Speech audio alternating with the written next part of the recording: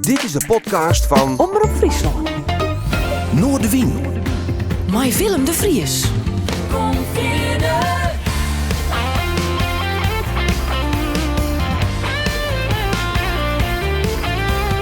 Alles wat er speelt.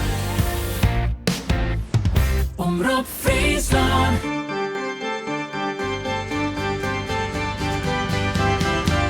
Each evening the sun sets in familiar places seen by 10 billion.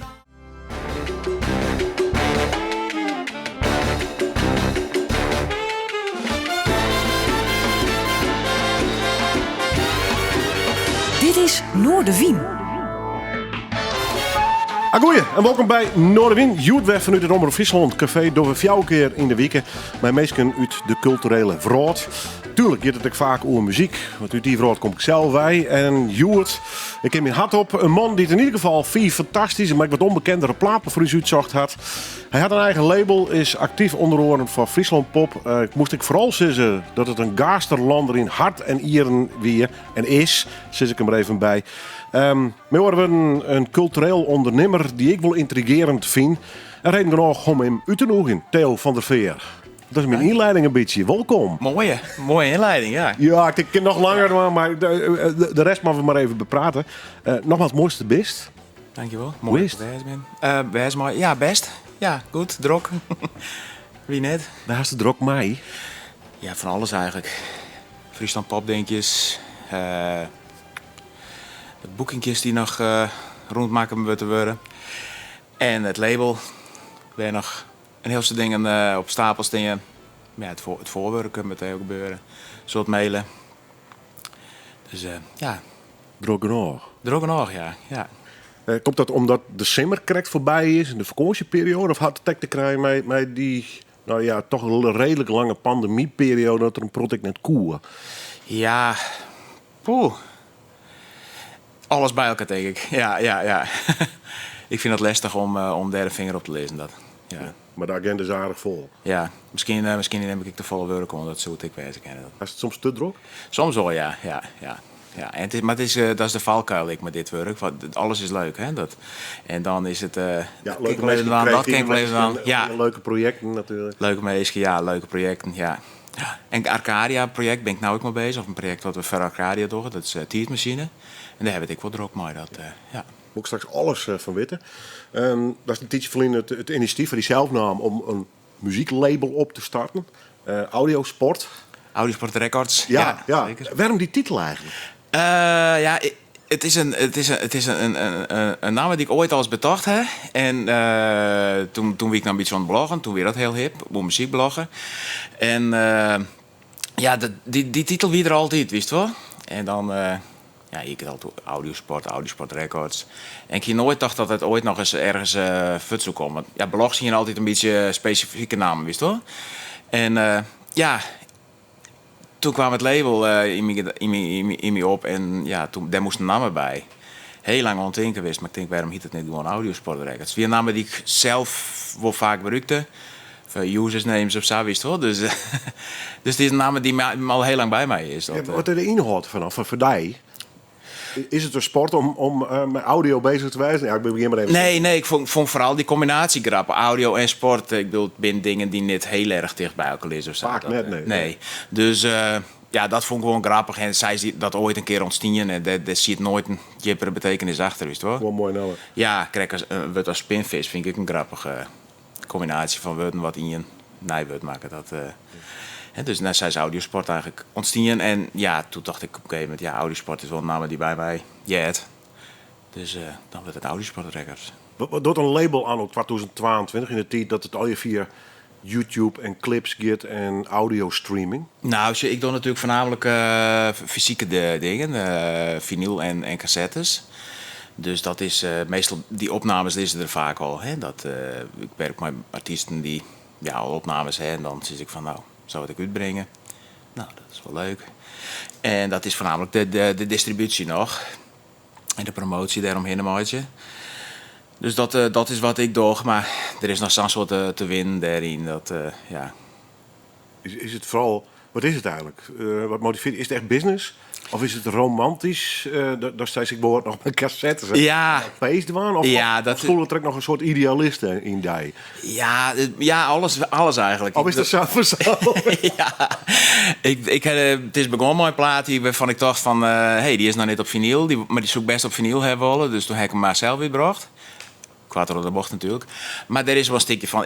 enerzijds vind ik het hartstikke leuk vinyl uitbrengen. En ik bedoel, als het iets daarvoor was onder muziek... dan is dat volgens mij dat wel. Er zijn volle labels binnen hier niet. Ik net niet Noorden. Dus daar zit een stukje. En er zit ook een stukje van idealisme. Ik wil denken dat ik de kans wil bieden aan Friese artiesten.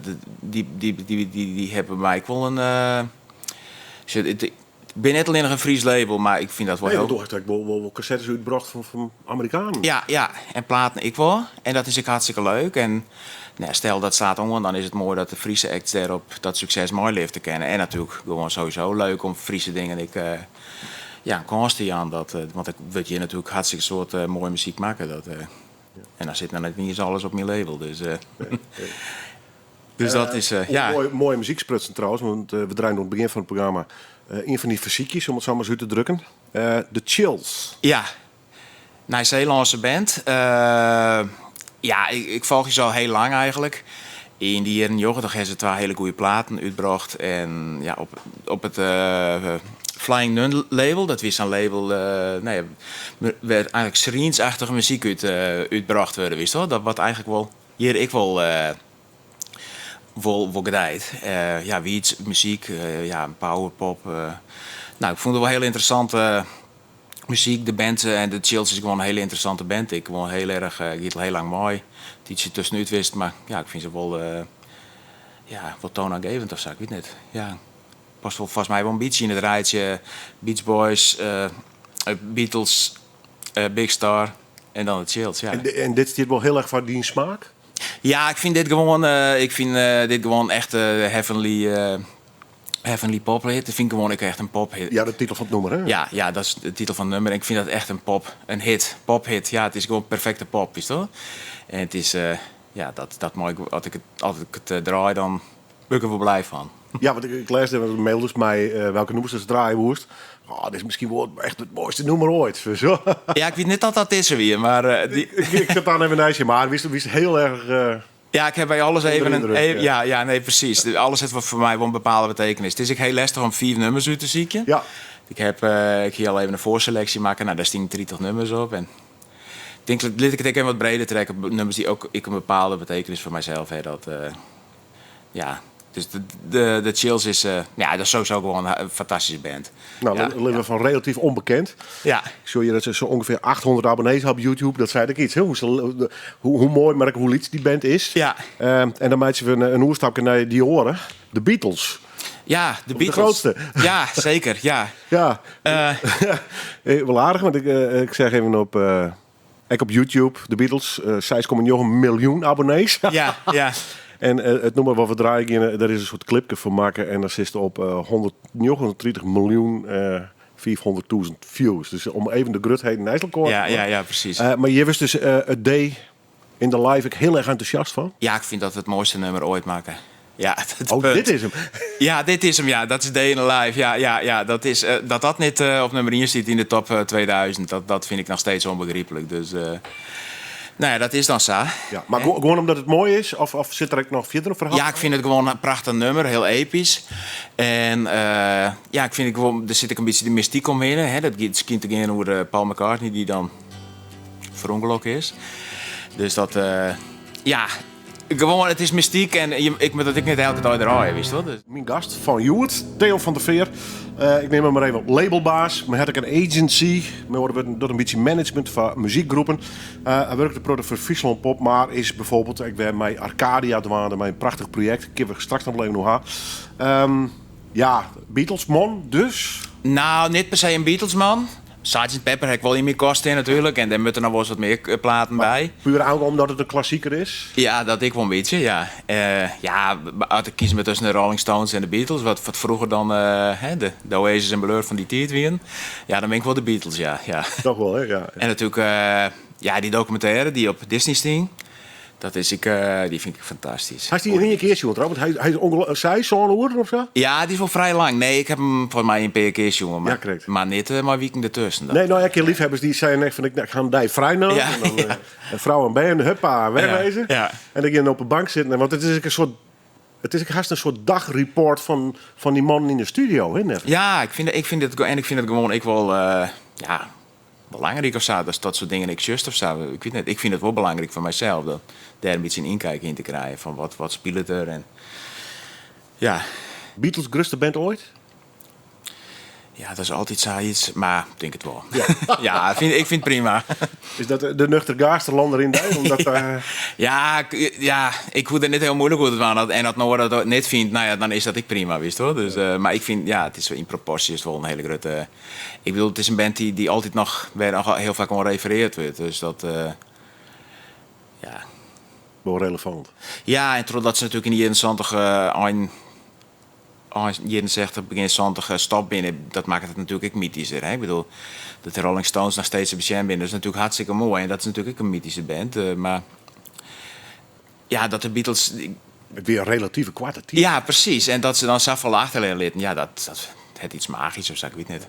Dat doet net in hun nij in ieder geval. Nee, dat Ja. is Crackers Nirvana natuurlijk. Hè? Die ben natuurlijk gedwongen op die stap. Daarop was ik heel. Dat is een soort stempel in de historie van de muziek. Ja. En dan gaan we weer. Ja, voor hetzelfde hier ze nou een paar hele slechte platenmakers zijn. Dan die Kalft het ook wel wat op. ja, dus dat. Even een mooie Friese vraag. Waar komst toe wee? Balk. Ben en Tjoer in Balk. Ja. Wie dat leuk? Ja, maar terugwerkende kracht, dan denk je van, ja, ach, doe ik maar Balk. Maar nee, ja, dat heel goed, ja. Is het dorp ooit ontvlucht of hingers er heel wat onwoon? Nou. Hoe zoest er op waarom? Ik wil wel vet, maar er weer geen reden om vet. Dus, of tenminste, er weer geen aanleiding. En ja, de liefde heeft mij nog lauwer trokken. Dus ja. Wanneer kwam de muziek? De muziek kwam hier in Jordan. Nou, wel in de muziek wie er al heel lang, maar echt sinds met de alternatieve muziek. Wat ik weer een stom woord vind, alternatieve muziek. Ik bedoel, muziek is gewoon muziek. Ja, dat kwam hier in Jordan al in de jaren 80. Ik bedoel, ja. Een soort radioluisteren, Jan Douwe Kroeske, VPRO, dat soort dingen. Die draaien echt wel iets heel anders dan wat ik normaal altijd jaren. En wil er in Balk wel wat te doen voor de alternatieven? Nee. Jeugdshows, zaal. Ja, het Haske hier is in Balk, hè. Maar ja, dat wie gewoon, discotheekje. En dan weer natuurlijk oude discotheken, de String en de Spider, Rockcafé. Maar net ergens een achterhaalzaaltje. Nee. Dus dat wil gauw naar Snitstaf-concertjes. Bolwerk. Ja, een soort punkconcertjes en zo. En ja, op een gegeven moment natuurlijk naar Lowlands, dat soort dingen. Hoe hast je het ontdekt? Is die inderdaad ook gewoon de radio hoor? Of er is natuurlijk wat van een jongere generatie. dat- Dus pikte ze toch een product van internet hoor? Ticket gast net hè? Nou, toen wie er nog Oh, niet wie is. eigenlijk in huis? Nee, toen Nee, ik nee. begon ben, wie er nog geen internet. Maar ik kende R.E.M. wel een beetje. Ja. En toen ging ik naar hier in Lauwert naar Squalata. Toen ging ik altijd naar de Put. En daar helde ik die R.E.M. platen. En ja, dan... Hier was wat jongens in de klasse die wat hoorden dingen. Red Hot Chili Peppers. Nou, dan vunt die dat strobrutsen. Nou, dat vind ik wel heel bizar, hè? Maar ja, dan ging je naar luisteren. Nou, zit al wel wat in, wist hoor. Dus ja, ik wie daarvoor wel een makkelijke luisteraar. Ik moest het wel een beetje kennen. En op een gegeven moment begin je dan toch te ontdekken. En zo dat, ja... Zelf die? Ja, zelf niet, een autodidact. En ik zelf spelen? Ben je nog muzikant ooit best? Of? Nee, ik heb wel ooit een akoestische gitaar in mijn huis staan. Maar, en hier op muziekscholen zitten. Maar nee, daar moest ik gewoon boer, daar ligt een kip in het water leren. En dat, ik word natuurlijk rag en rammen. En ik hier geen mensen om je heen die ik muziek maken. Weet je wel? Ik bedoel, dat is natuurlijk een keer in de stad of op academie is dat heel anders. Hè. Meestal vinden elkaar en ja, als er eens enige in Balk wist maar een gitaar, dan zou vast meer mensen wist wezen. Ja, maar je mag ook gewoon net voelen natuurlijk. Nee, precies. Maar goed, en ik kiek niet het geduld om als singer-songwriter terug te brengen. Nee. Stier er tussen muziek op? Of wat de radio? Of iets stil in huis bij Heid en Mem van der Veer? Ja, dus er sting wel muziek op, maar niet wat ik. En soort Omroep Friesland is die iets, hè. Dus ja. Dus daar ben ik maar grut worden. Dat wie een beetje die referentiekader dus. Ja, maar ik hier vrij snel dat ik zelf als ik hier natuurlijk wel naar een slipkamer. Ja, dat is dan Radio Traaien luisteren. Hilversum 3 hiette dat toen nog. Dus dat weer voornamelijk in de jongenshoeren op een gegeven moment. Ja, daar luisterde ik wel een soort radio, maar die jongenshoeren, dat weer spannend. Ja, en kun je nog heugen dat is de eerste plaat, hè? Of wie een cassette? Nou, we hebben wel een cassettebandje in huis. Die heb ik maar een beetje toen eigen. Maar toen was ik heel jong, die weer van George Baker. Maar die heb ik nooit zelf helemaal. Maar mijn eerste plaat weer van Neil Young, Freedom. Ja. Nou, dan kun je minder beginnen. Ja, toch? Ja. Ja, vond ik eigenlijk ook wel. Ja. Ik mijn eerste weer alle 13 goed van de carnaval. Ja, precies. Ja. En die eerste concert, wat het toch hoor? Eerste concert, ik denk dat in Grace is geweest. En dat is volgens mij...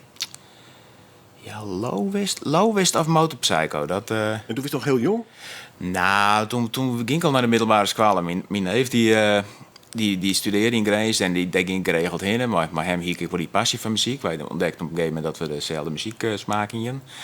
Dus ja, dan daar was heen en dan naar een concert en dan Vera. Ja, Vera weer voor mij helemaal naar natuurlijk. Ja, en daarvoor heb ik natuurlijk wel naar die sporthalconcerten geweest en zo. Maar echt, bij mij begint de teller eigenlijk bij, begin je in yoghurt toch bij Low of bij het Motorpsycho. Ja, precies. Maar daarvoor zit wel wat, maar dat is een beetje een blur of net? Ja, daar hoeven we het niet meer over te hebben. Nee? Nee, Nou ja, mijn eerste concert weer Dolly Dots, dus... Ik mooi. En no maar sto. Ja. Nee, daar ging ik niet doorheen, nee. Nee, maar zo volle gebeurde niet. Ja, in de feestweken dan weer de muziek, live muziek, denk Maar ik meestal wel. coverbandje denk ik, het standaard Ja, werk zo'n of soort niet? ding, ja. Ja, dus dat... Weet je een leuke jeugd in Balk, in dat opzicht? Ik merk een beetje dubbelhit, hè? Dus Ja. muziekliefhebbers is wat in een alternatieve hoek. Ja, nou goed. Beetje een Einzelganger. Ja, qua muziek wel. Dat weer wel mijn eigen... Ja, dat heb ik... Ja, nee, ik hier wel maat en zo. Dat beetje inslagen hand in de jeugd. Een beetje traumatische gebeurtenis. En, ja, moet ik het zeggen? Nou, hoeft niks te vertellen. Nee, nou goed, dat is een beetje... Het hier wordt makkelijker kennen. Ja, dat heeft wel een stempeldruk op gezin. Ja, correct. Ja. Oké. Ja, zie je dus iemand ontvallen. En dat kan ik wel gewoon zeggen, dat het gewoon een hele stempel op mijn verdere leven eigenlijk drukt. Familie. Een broer is overleden. Zo. Ja, dus dat toen wie ik zoon. Ja, dat het wel een stempel drukt op mijn, ja. Zeker op die leeftijd. Denk ik. Ja, zeker, ja. Dus dan, ja. Had dat die jeugd botkleuren in dat opzicht? Ja, de jeugd en letter ik wel, ja. Ingewikkeld, moet het bij. Het is ingewikkeld, ja. Maar het is iets wat nooit vergeest in het hele leven. Nee, kan ik me voorstellen. Dat draagt eigenlijk altijd bij die. En daar moest mijn omleren in. En en als je dat verwet, misschien wel, maar vergeet het nooit natuurlijk. Hè? Het bedoelt altijd bij. Ja. Dus dat, ja.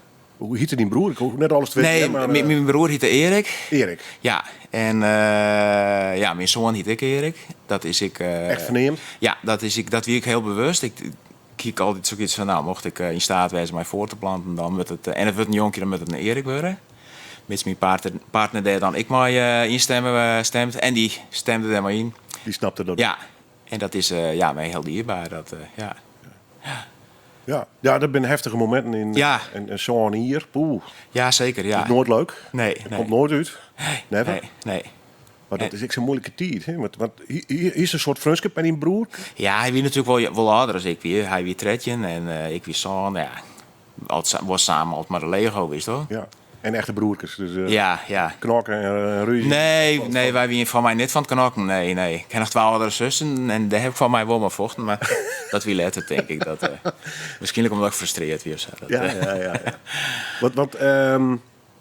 Nou, ik hoop dat er wat van hersteld bent. Ik snap ook wel dat in jeugd heel wat kleurt had. Ja, en nog wel, ja. En nog wel. Ja, dat draagt altijd bij die mooi, dat, ja. Qua zusjes, maar wat voor muziek Kwamen die thuis? Ja, Ik heb vroeger complete bloedslagen met mijn zus, want die wordt dan ABBA op haar. Dat wist Ja. ik op dat moment net stoer. nee, precies. Terugkerend en terugkijkend denk ik, nou, dat is behoorlijk geniale muziek. Maar Ja. Nee, die slagen met die zusjes even net. ja, die interessante muziek, Meatloaf en de looie een plaat van Diana Ross en die luister ik dan ik wel eens en dat dacht, nou, ik wel grappig. We hebben geen bloedslagen dus. Nee, hoe muziek net, nee, nee. Ik sliep op een kamer en daar hong inderdaad nog wel een, voor mij wie dat dan de kamer van mijn zus wist, en daar hong een poster van ABBA en op een gegeven moment heb ik die eruit erop, want het liep jou van die gezichten en die zeggen die samen en op een gegeven moment begon ik echt me in te beelden dat ze mij horen zeggen. Wist je Ja, wel? naar mij ophoren. Ja, dus dat vind je wel een beetje spannend. Ja, dat is Dus, niet om ja, ja. ik snap die helemaal. Ja. Ja, je interessant. Ik dacht dat mijn soort muziek. We gaan naar muziek. Lindsay Clark. Even zien. Indigo Die. Ja, D-Y-E. Waar staat dat voor? Is dat? Nee, dat weet ik niet. We zien het even op. Ja. Waarom dit nummer? Lindsay Clark is dus een artiest die een plaat uit het bracht bij mijn label. Of die, bij Audiosport Records. Waar ik wel heel trots op ben. Ja, eigenlijk ben ik op al mijn releases trots. Dus iedereen die luistert die denkt van... Hey, en wij dan? Nee, iedereen is me heel dierbaar. Ja, Lindsay komt dit na hier naar Nederland. Ja, en die plaat is... die plaat is gewoon hartstikke mooi. Hier, een beetje gebaseerd op hier in Zondag volk en zo. Ja. Try watch from the window where you've gone, ironing your clothes with her. How do you live that way? Fresh pressed white sheets hung to dry on the line. How do you live? How do you live?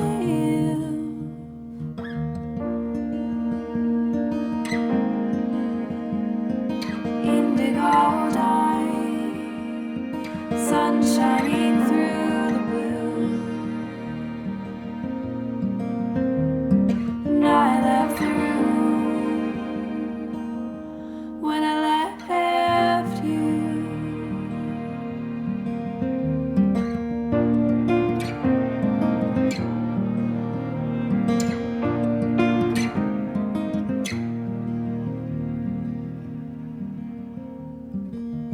Indigo Die. Indigo is natuurlijk een kleur. En dye is weer een soort substantie. Heb ik al even opzocht. Een soort chemische substantie waar je de kleuren weer in verwerken kan. Juist. Dan gaan we het officieel even dingen. En al heel wat oorsbudgetten. Het stiert voor een prachtig versje van Lindsay Clark. Dat is mij van een album. Dat heet Carpe Noctem. Ja, de vinylplaats in Amerika maken dit keer. Lindsay zelf. En die komt hier, hier komt die plaat hier kennen. Dus, Ja, want dan komen we bij mijn gast. Die wordt als ik die skekelen gast. Theo van der Veer is hier aan de tafel zitten. Hier. We draaien zijn smaak. En dat had alles te maken met mij zijn werk. Hij had een eigen muzieklabel.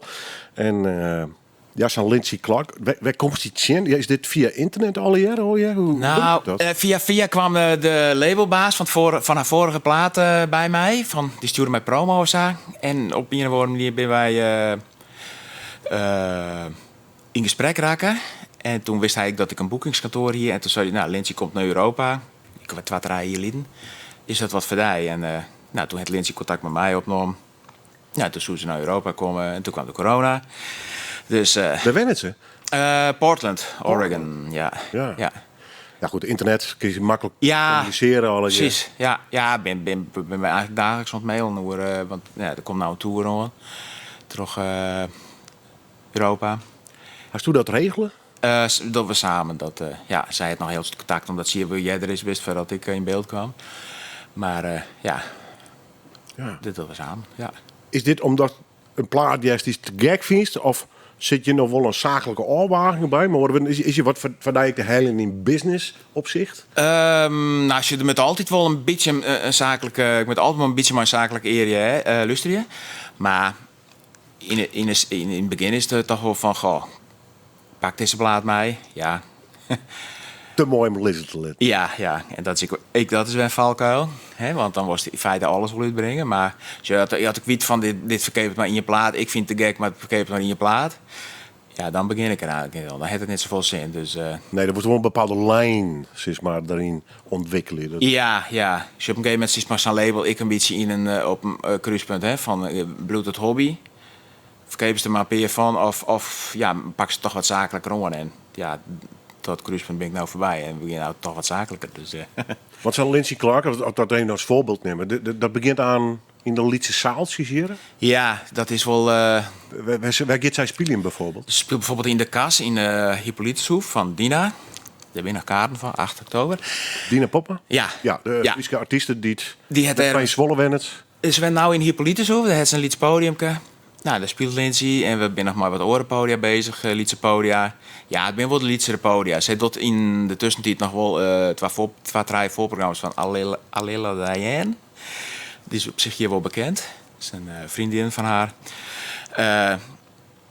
Ja, dat zal dan wel wat gruttere zaal zijn. Maar dit is om even de stappen te schetsen die het vaak maakt mijn artiest. Dit staat eerst heel iets van misschien 20, 30, 50 meter spelen. Van huiskamerconcert, dat caféconcert nu toch?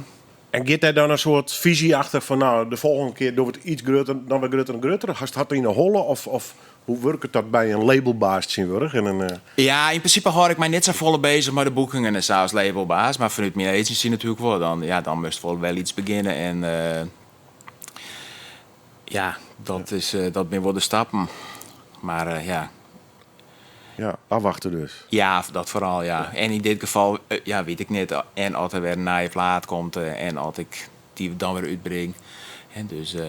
We hoorden hem niet aan, want ze zullen in Friesland misschien nog wel meer optredens doen. Ja, Hippolytus leidt je net in Friesland, maar, nee, maar komt je naar Nederland daar dus. Er zijn wel wat dingen die optioneel binnen. Dus ja, hebben we wel licht. Even shoot naar die label. Neem eens een pin naam. Hoeveel hast er op te steen momenteel? Hoeveel bands of muzikanten? Was het een grote stal, om het zo maar zo te drukken? Ja, het is niet dat ik een band teken je voor dat ze bij mijn label. Ja. Maar toevallig ik van William Scenes Transport Music. Hier in Friesland natuurlijk heel bekend. Of in Nederland zelfs. Daar heb ik nog 2 platen van uitgebracht. Hun nieuwste plaat en hun debuutplaat. Die hebben onlangs re-released op vinyl.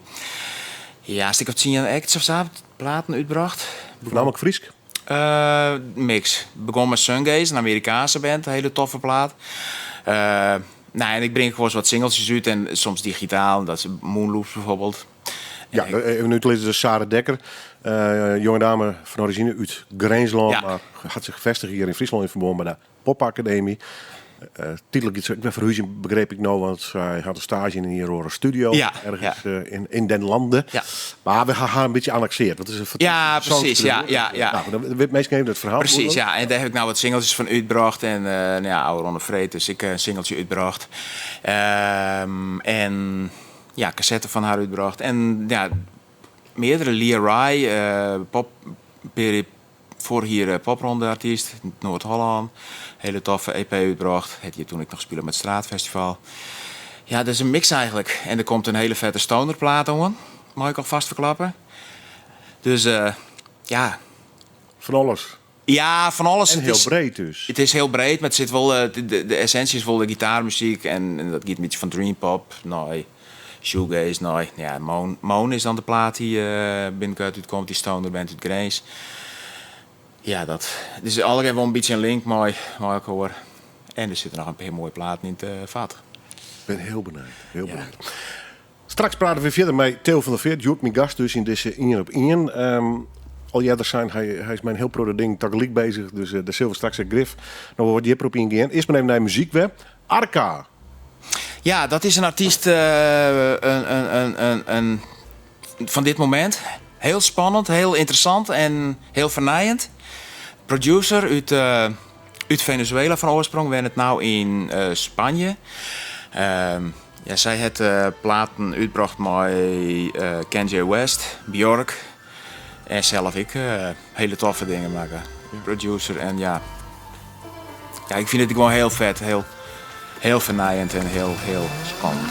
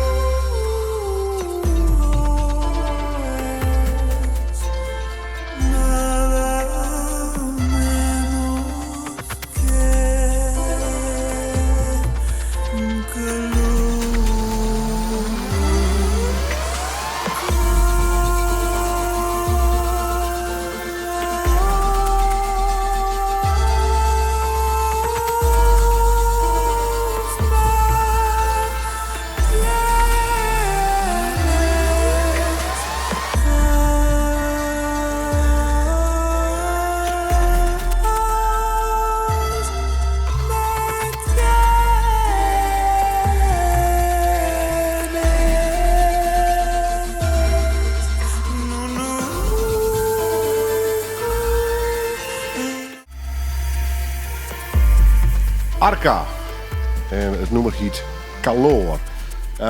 Wat is er qua vormjouwing en qua imago al heel intrigerend. Ik zag een hem en een zij, maar dat wordt dan ook weer het. In ieder geval op het YouTube-film kijk ik alweer hele gekke attributen. Dus maar eens even naar zien op YouTube. Nieuwsgierig verhaal dit. Maar ook nieuwsgierige muziek. Ja, Theo. klopt. Ja, het lust het niet lekker vet of zo. Nee, maar ja, is dit het experimentele anno 2022? Ja, dit is wel experimenteel, ja. Maar goed, dat ken natuurlijk nog volle jipper. Maar Wat intrigeert die ons hier? nou, wat is het? Ik vind het heel spannend. Ik bedoel, de songstructuren binnen, dit wie dan wel redelijk een vesk, hè, maar de songstructuren binnen niet altijd heel veel glitch en zo, heel verrassende beats en het giet alle kanten uit, wist je wel? En de persoon Akra, ik hou dat altijd om elkaar. Die vind ik gewoon ook heel interessant. Dus volg haar ik op Instagram en dan, ja, er gebeurt ook altijd wat, wist je wel? Ja, ik vind het mooi dat het, ja. Nou ja, en dit is ook een generatie artiest die volslijn op het internet Ja, actief is. Met een hele duidelijke uitstraling. Hè. Instagram, hier zit ik zelf al even onder de plaat van dat volgstaan. Ja. Dit is echt wel een oren wedstrijd die dit soort artiesten spelen als 20, 30 jaar verlien. Hè. ja. Dat is een pro de verloren. Precies, ja. Nou goed, en bij deze artiest dan, de namen we, die zong al heel lang rond op het internet. En zet ik een plaat maken, dus wat Kjedder al zei, maar Kanye West. En dan, ja, op een gegeven moment komt er eigen werk en dat is dan wel heel, ja, dan ga je de hele lust erin. Dat is... Maar horen we de volgstrek voor de nieuwe generatie artiesten dus? Ja, zeker. Ja, ik ben niet, ik bedoel net hing je in het verleden, Willem. Nee. Nou, dat kan heel aantrekkelijk bij zijn. Ja, nee, wat op dit gebied vind ik gewoon gebeuren hele interessante dingen. En ja, dat vind ik mooi. Soundscape-achtige dingen vind ik heel mooi. Ja. Gewoon, dat is gewoon heel spannend, omdat er niet standaard songstructuren niet zitten. En wat het heel spannend, maar ik zit het wel de hele tijd. Maar dat en verrassend, en dat vind ik wel mooi, ja. Maar het is niet muziek die in de auto draait. Het is wel een beetje Ja, ken ik, maar... Ja, het ken wel, maar... Ja, het helemaal kijk, was op speakers habos. We hadden hoe die een label hangen, want daar gaat een heel productief zitten. Ja. Maar er is nog veel meer actief bij van organisaties, en maak het daar ook zitten. Hè? Ja. Even het Arcadia-project, wat houdt dat precies in? Want je wil eigenlijk op een moderne wijze de skiertnis van Friesland vertellen. Is dat zo? Klopt, ja. Nou ja, goed. Wat is de story? Ja, het is begonnen bij een uitsturing van IEP Up. Die ging dus hoe de geschiedenis en... Je mag er even bij vertellen voor de mensen die het net kennen. Dat waard altijd in Neushoorn rechtstreeks uitstuurt. Onderdeel van Omroep Friesland, maar ik ben net redelijk onafhankelijk van elkaar. Ja. Dat wie een beetje talkshow, creatieve hotspot terug elkaar heen. Hè? Ja. Van muziek tot inhoud. En voornamelijk internetuitsturing. Hè? Ja. En dat wie dus een uitsturing over geschiedenis. Of ik weet niet meer helemaal hoe het gaat. Ik heb mijn PR-praatje niet helemaal goed voorbereid. Maar goed, het is daar vanuit ontstaan. De geschiedenis en wat we eigenlijk weten van onze geschiedenis. We weten wie Grote Pier is en we weten wie Mata Hari is. En de bieroproer kennen we misschien nog. Ja, daar komt de vaststelling van Ja. trouwens. Nou, dan maak ik het voor het oor. En om die reden heb ik Moonloop, Sade Dekker in kwarten in uitsturing. Wat zij is degene die de muziek te verschreun had. Ja. Het wordt op de kelder Zuidviert, heel ook. Ja. Maar Ines Timmer in de hardroll. Klopt. Mooi, goed zo. Ja. Nou, maar hoef je erin. Ja, cirkel hier bijna rond. Maar goed, we hebben nog even te vullen. Maar Moonloops dan. Maar en daar is het plan uit ontstaan om een project te doen waar weer... 10 tot 13 nieuwe Friese veskes uit ontstaan. Dus met populaire muziek en met dat er wel meest nieuwsgierig maken voor de geschiedenis. Ik bedoel, het is niet een tijdlijn of zo. Of ik bedoel, het is niet een ontsluitend verhaal, maar gewoon een stuk uit de geschiedenis die wij zelf nog niet kennen of zo, wist je wel? Of bepaalde mythes uit een bepaalde streken en dat er meest nieuwsgierig maken, zelfs dat opgezieken gaan. En vanuit daar misschien weer verder gaan zieken naar geschiedenis in Friesland. Ja, speel in dit project best toen net al in, maar Jeroen Seinster van Moelekop. Jeroen is uw muzikale brein in deze. Die produceert het als het ware. Ja, die doet de muziek en die heeft de muziek bij de teksten schrijven. Teksten weer via een open call en via een opdracht bij. Wie er wat belangstelling voor? De weer wel belangstelling, ja. Tekst schreeuwen, dat is... heel dreig en het is een Ja. vakke paard. Ja, zeker. En En dan dan, wel oproepen, dan kun je mijn tekst krullen, maar ja, Nou, en een dan- goede tekst is hard to find. nou, daar ben op zich wel goede tekst nu komen. Maar als je de muziekschreeuw, of Jeroen moet er ook mooi werkje kennen. En dat is niet altijd het geval is. En dan wordt het niet eens wat ze is over een tekst of zo, weet je wel. Maar ik kloppen. Ja, het met matchen met de muziek die hij in de hol heeft. Of de muziek die hij erbij schreeuwen giet. Wordt het hoenekopachtige muziek of Nee, dat niet zozeer. Nee, gewoon... het gaat alle kanten uit. Jeroen is natuurlijk meer aan de hoenekop. Dus, en dat is het mooie dat hij hier een andere kant kan laten zien. Hij heeft natuurlijk de filmmuziek. Ik maak bij de film van de hoenekop. Dus Jeroen is wel een veelzijdig muzikant. welk stadium zit hij in dit project? De demo's zijn zo goed als oud. Hè, maar we hebben een beetje vertraging op omdat het toch wel dreig is met die teksten. Om dat voor elkaar te krijgen. Maar we hebben dit hier nog en er komen mooie dingen aan. Dit wordt wel heel mooi. Ik ben heel benieuwd. Ja, Ja. en als je de link met mijn label is, dan ik weet dat de plaat waarschijnlijk op mijn label uitkomt. Op vinyl. Dus en daar ben ik heel trots op dat ik naast mijn Amerikaanse dingen echt zoiets lokaals kan ontstaan. Dat vind ik wel een plicht is wat een grut wordt. Maar ik vind het wel heel mooi dat ik dat bijdrage kan. Maar mijn Veel zo label. zekere verantwoordelijkheid ten opzichte. Ja, ja. Ja. Maar ja, dan kan ik overal wel verantwoordelijkheid voor vreemd. Maar ik vind het gewoon hartstikke mooi dat ik... En dit is gewoon iets heel moois. En dat is, En dan Friesland Pop. Friesland Pop, ja, doe ik PR en marketing. De vormjouwing. Ik wil... Ik heb naar je baas hier. de baas wie er nog, Peter ja. Reen. Ja, Ja. vorige week weer dat, ja. Net vanwege Peter Reen, maar die had natuurlijk ook zijn ideeën. JMAC, denk ik, als organisatie. Bloed Friesland Pop of hij zelf, met zijn allen. Het idee dat je hem nog wel eens een oorslag neemt met Nou, in het de instituut, want dat is het intussen wel wordt. Ja, in essentie bloedt Friesland Pop natuurlijk altijd Friesland Pop. En dat is natuurlijk voornamelijk het ondersteunen van beginnende artiesten. Maar dat kist natuurlijk op meerdere manieren invulling, Jan. En volgens mij zijn we nou heel erg bezig met een hele interessante nieuwe invulling daarvan. En ja, maar Peter als drijvende kracht en wij als ik als drijvende kracht. Nee, dat is een fijne wisselwerking. Ja, ja. Ik ben heel benieuwd wat dat onbelangrijk. Maar drok dus. Ja. En wat me opvalt is, je bent heel enthousiast, maar ik ben heel voorzichtig. Dus, is dat door schade en schande of is dat gewoon het aard van het beestje? Dat is niks Ja, dat is de aard van het beestje. En Calvinistische opvoeding. Hè? Dus als je komt uit het milieu van de domme normaal, dat is de nog. Dus die behouding zit er altijd wel een beetje in.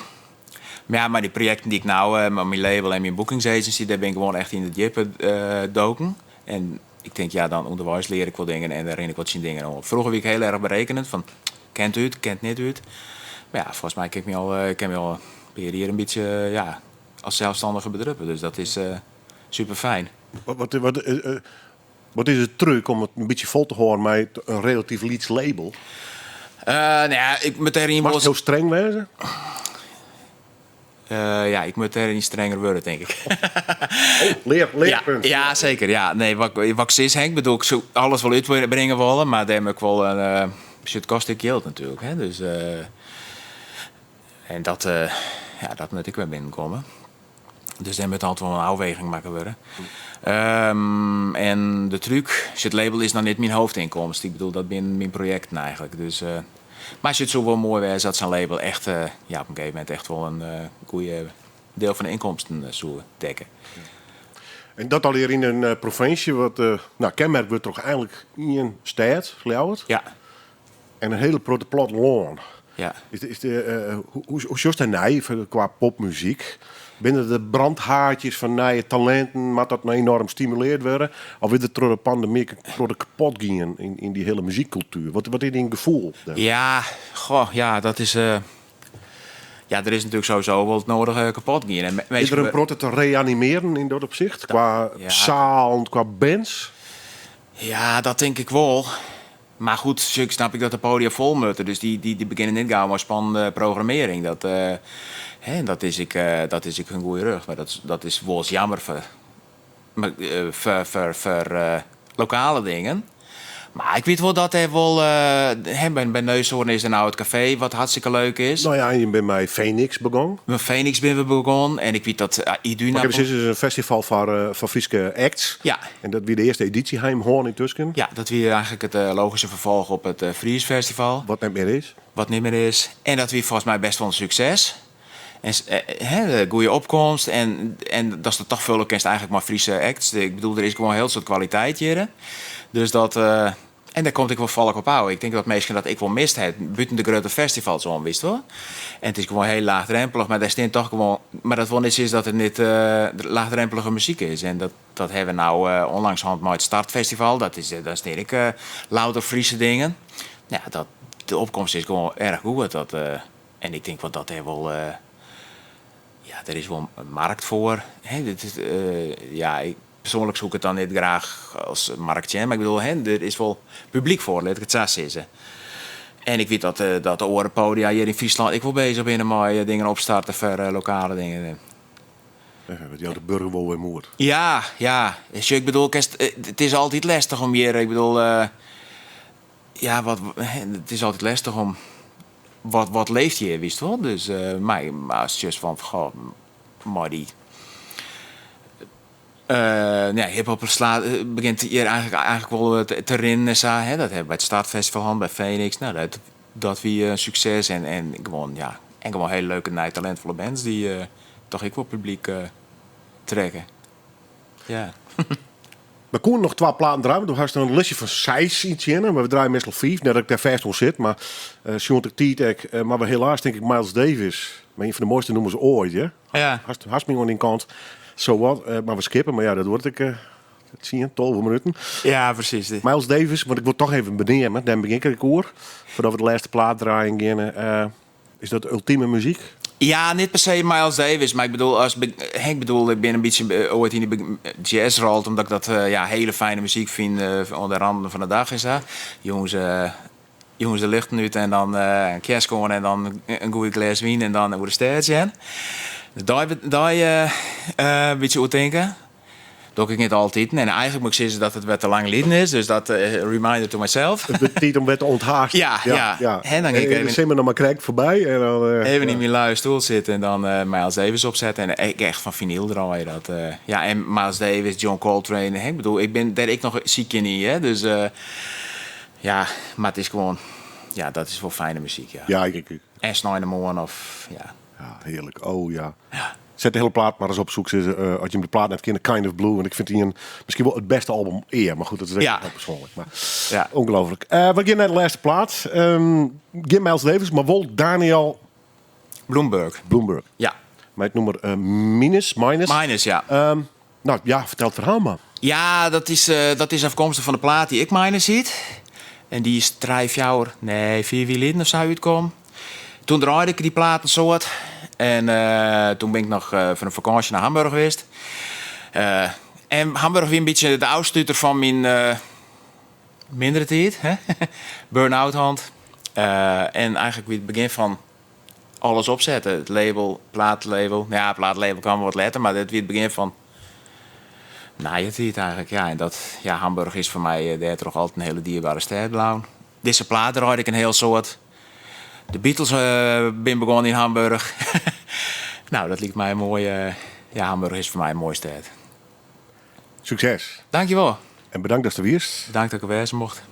We treffen elkaar regelmatig, omdat je natuurlijk in de muziekwereld actief bent. Met al die projecten best alleen wat u verteld hast. En heel vaak nodig ik mijn heel grote plezier uit weer in de studio om daar wat mee te doen. Dus bij deze. Ja. Mooi om die persoonlijke verhalen eens even te jaren. En die persoonlijke kar, deel van de veer. Dank u wel. We eindigen met de plaat. Verdien een belangrijke dus, omdat het dit voor een periode. Ja. Dat is weer, zij zelf blijven uit in burn-out kamps. Dus mijn soort plezier. En ik wens je succes. En net weer de burn-out in. Nee. Dit zal praten? Grenzen stellen, hè? Daniel Bloomberg, Minus.